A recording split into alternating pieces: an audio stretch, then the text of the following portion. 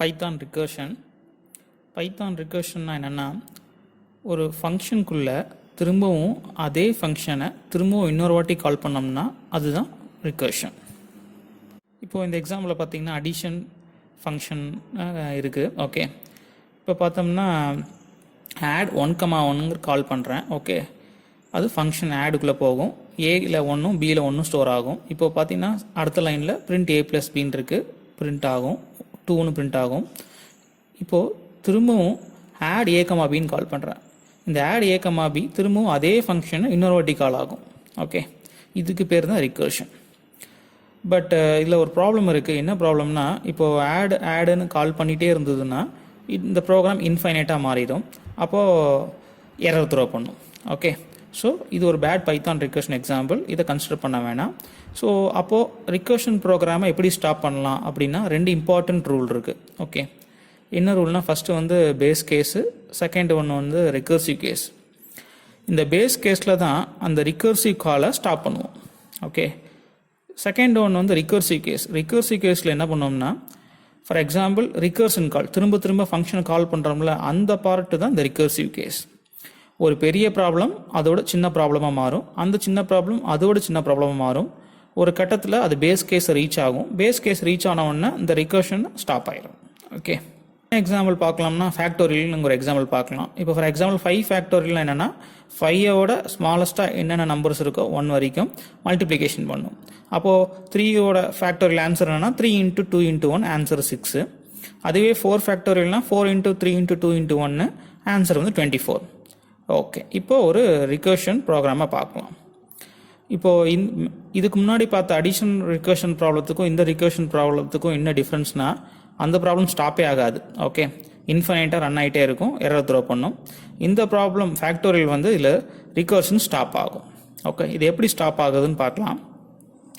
இப்போ for example line number 1 to 5 இருக்கிறது function definition, 6th லைனில் இருக்கிறது வந்து function call.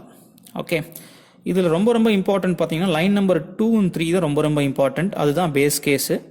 Line number 4 and 5 வந்து ரிகர்சிவ் கேஸ். இந்த லைன் நம்பர் 2 and 3 இந்த ப்ரோக்ராமில் இல்லைன்னா இந்த ப்ரோக்ராமை இன்ஃபைனைட்டாக மாறிடும். ஓகே, இப்போ எப்படி ரிகர்ஷன் ஒர்க் ஆகுதுன்னு பார்க்கலாம். இப்போ ஃபார் எக்ஸாம்பிள் லைன் நம்பர் 6ல் ஃபேக்டோரியல் ஆஃப் 4 கால் பண்ணுறேன். ஓகே, இப்போ இந்த 4ங்கிற ஆர்குமெண்ட் வந்து பாஸ் ஆகும் போது எனக்கு வந்து 4 அசைன் ஆயிடும். ஓகே, இப்போது ஃபஸ்ட்டு கண்டிஷன் ஃபேக்டோரியல் ஆஃப் 4 கால் பண்ணோன்னா இஃப் 4 = 1 செக் பண்ணுவோம். செக் பண்ணும் போது என்னது, கண்டிஷன் ஃபால்ஸு. அப்போ ஆட்டோமேட்டிக்காக எந்த ஸ்டேட்மெண்ட்டுக்கு போகும், எல் ஸ்டேட்மெண்ட்டில் போகும். ஓகே, இந்த எல் ஸ்டேட்மெண்ட்டில் தான் ரிகர்சிவ் கால். ஓகே, அப்போது என்ன ரிட்டன் ஆகும், 4 × ஃபேக்டோரியல் ஆஃப் 4 - 1ங்கிறது ரிட்டன் ஆகும். இப்போது ஃபேக்டோரியல் ஆஃப் 4 என்ன கண்டுபிடிச்சிருக்கோம்னா 4 × ஃபேக்டோரியல் ஆஃப் 3. இன்னும் ப்ரோக்ராம் முடியல. ஃபேக்டோரியல் ஆஃப் 4ங்கிற பெரிய ப்ராப்ளம் இப்போ என்னவா மாறி இருக்குன்னா ஃபேக்டோரியல் ஆஃப் 3ங்கிற சின்ன ப்ராப்ளமாக மாறி இருக்கு. அகைன் இதுதான் ஃபங்க்ஷன் கால், திரும்பவும் ரிகர்சிவ். ஃபேக்டோரியல் ஆஃப் 3 கால் ஆகுது. இப்போ ஃபேக்டோரியல் ஆஃப் 3 கால் ஆகும் போது 3ங்கிற ஆர்குமெண்ட் எனக்கு அசைன் ஆகும். அப்போது எங்கெல்லாம் என்ன இருக்கோ அங்கெல்லாம் 3 மாறியாச்சு. இப்போ செக் பண்ணுறோம், திரும்பவும் கண்டிஷன் செக் பண்ணுறேன். இஃப் 3 = 1 செக் பண்ணுறேன், திரும்பவும் கண்டிஷன் ஃபால்ஸு. அப்போ எல் ஸ்டேட்மெண்ட்டுக்கு போகும். எல் ஸ்டேட்மெண்ட்டில் திரும்பவும் ரிகர்சிவ் கேஸ்.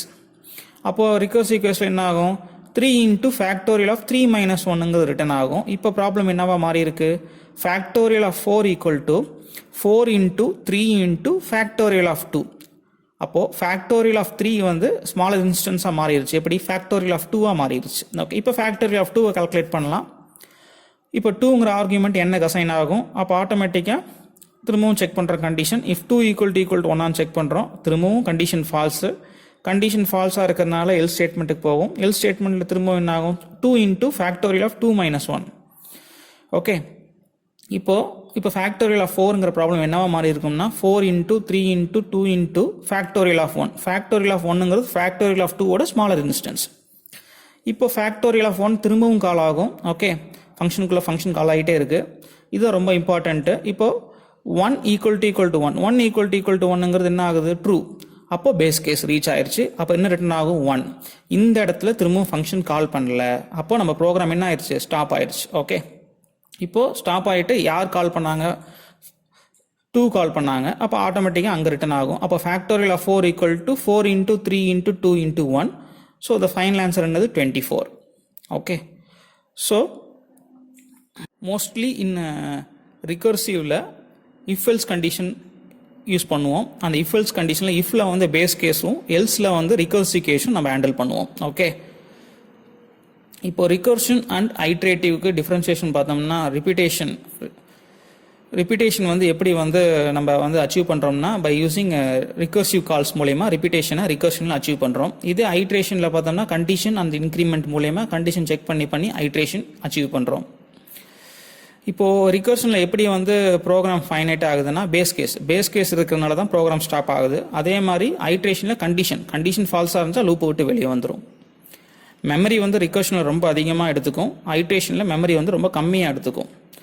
பட் ரிகர்ஷன் நம்ம யூஸ் பண்ணுறதுனால ப்ரோக்ராம் வந்து ரொம்ப சிம்பிளாக முடிஞ்சிடும். ஓகே, ஸோ அதுதான் ஒரு அட்வான்டேஜ் ரிகர்ஷனில். தேங்க்யூ.